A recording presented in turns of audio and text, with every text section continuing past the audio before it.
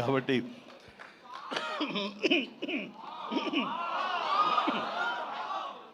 మా lucky charm వాయువు. And ఇక నెక్స్ట్ మరొక ఈ సినిమా ఇంత పెద్ద హిట్ అవ్వటానికి మరొక స్ట్రాంగ్ రీజన్ సత్య సినిమాలు వరుసగా చూస్తుంటాను. సత్య ఇక్కడ లేడు పాప, అన్ఫార్చునేట్. రావాలని చాలా ఉత్సాహంగా ఉన్నాడని నాకు చెప్పాడు మనవాడు. అండ్ బిజీగా ఉన్నాడు. ఓకే, ఇలాంటి ఈవెంట్స్ రాకపోయినా సరే ఇది ఎలాగైనా చూస్తాడు తను. ఈ పాటికి లైవ్ చూసేస్తుంటాడేమో. సత్య నువ్వు చూస్తుంటావు, నాకు తెలుసు, అర్థమైంది. ముందు నీకు షూటింగ్ ఉంది, అక్కడ షార్ట్స్ ఉన్నాయి, తర్వాత చూసుకోవచ్చు, షార్ట్లోకి వెళ్ళు. ఈ సినిమాలో చాలా బాగా చేసావు. ఎంత అంటే ఏంటి తను అని చెప్పేసి నీ కోసం ఈ సినిమా మరొకసారి కూడా చూడాలంత బాగా చేసావు. నువ్వు నాతో పాటు యాక్ట్ చేసినప్పుడు కూడా నేను అబ్జర్వ్ చేస్తుంటే నీకు లిమిటేషన్స్ లేవు నువ్వు.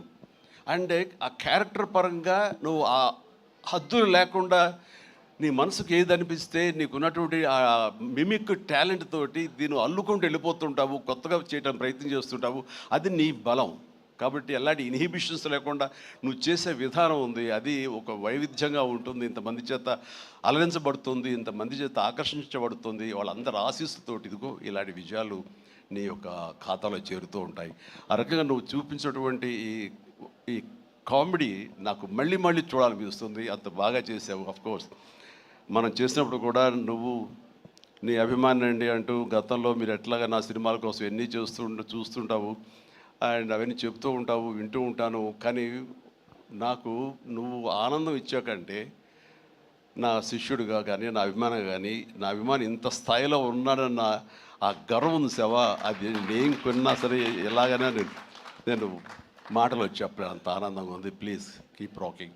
మీరు ఇట్లా ముందుకు వెళ్తుండాలి, కానీ సినిమాలో మరెన్నో చేస్తుండాలి. అండ్ ఈ సినిమాకి ఇంజనీర్ మన గాంధీ అయితే ఐరన్ పిల్లర్స్ మన వరుణ్ తేజ్. ఈ ఐరన్ పిల్లర్ నిలబడి ఒక కన్స్ట్రక్షన్ ఉండాలి అంటే కనుక ఆ కాంక్రీట్ ఈ రోజున సత్యాన్ని నా విశ్వాసం, నాకు అలా అనిపిస్తుంది. So the wonderful combination. ఆయన డిజైన్ చేసాడు, పిల్లర్ లాగా నిలబడ్డాడు, ఐరన్ స్ట్రక్చర్ లాగా. ఆ ఐరన్ స్ట్రక్చర్కి అందంగా ఓ రూపం కల్పించి ఇదిగో ఈ కొరియన్ కనకరాజు అనేందుకు కాంక్రీట్ లాగా నిలబెట్టి స్ట్రాంగ్ వాల్ లాగా చేయగలిగాడు. దానికి సత్య ప్రధానమైన కారణం అయితే దానికి మరి వాళ్ళకి రంగులు అందాలు కావాలి కాబట్టి ఆ అందాలు అది ఇచ్చింది Ritika. You day fantastic job. And నీ గ్లామరు అది చూస్తుంటే వావ్ అనిపించింది నాకు. ఆ వావ్ ఇక్కడ వాడాలంటే మీరు ఇందాక నుంచి హింట్ ఇస్తారంట. తను నిజంగానే వావ్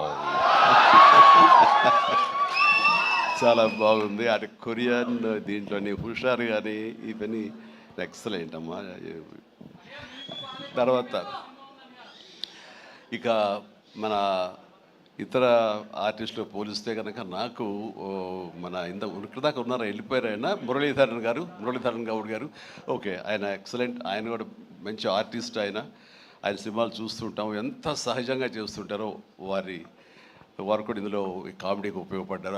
అండ్ ఈ సినిమా విలేజ్ నుంచి ఇక్కడి నుంచి ఇండియా నుంచి ఫారిన్ వెళ్ళిన తర్వాత చూస్తుంటే ఒక కొరియన్ ఫిల్మ్ చూసినట్లే ఉంది, అంత బాగా ఉంది. దీనికి చాలా ఖర్చు ఉంటుంది కదా అనుకున్న తర్వాత నేను ఎంక్వైరీ చేస్తే చాలా బడ్జెట్, చాలా లిమిట్ తోటి, బడ్జెట్ కన్స్ట్రైన్ తోటి, వాటితోటి కూడా ఆయన అది చేయగలిగి ఆ ఫీలింగ్ ఇవ్వగలిగాడంటే నాకు చాలామంది ఈ ఒక్క విషయంలో మనం నేర్చుకోవాలి. అంటే ఖర్చు పెడితేనే అది కనపడుతుంది తెర మీద అనే భావంతో కాదు, నువ్వు ఇక్కడ అనుకోవాలి, నీ మైండ్లో అనుకోవాలి. ఈ విజువల్స్ మీద నీకు ఉండాలి, ఎడిటింగ్ సెన్స్ ఉండగలగాలి, డైరెక్టర్కి ఉండగలిగితే కనుక ఇలా రావాలి అంటే ఏమేం చేయాలని నువ్వు ఎక్సర్సైజ్ చేసుకుంటే కనుక అండ్ అవి ఇక్కడే సాధ్యపడుతుంది. ఈ రోజునటువంటి ఈ విఎఫ్ఎక్స్లో కానివ్వండి, మనకున్న టెక్నికల్ ఎక్సెస్తో కానివ్వండి, మనకి ఇచ్చిన ఆర్ట్ వాళ్ళ సపోర్ట్తో కానివ్వండి, చాలా చేయొచ్చు. కాస్ట్ ఎఫెక్టివ్ తోటి చాలా బాగా చేయొచ్చు. ఈ సినిమా అందరూ ఊహించినట్టుగా అంత రిచ్ సినిమాగా ఉంది కదా, కొరియా వెళ్ళిపోయి చేస్తారంటే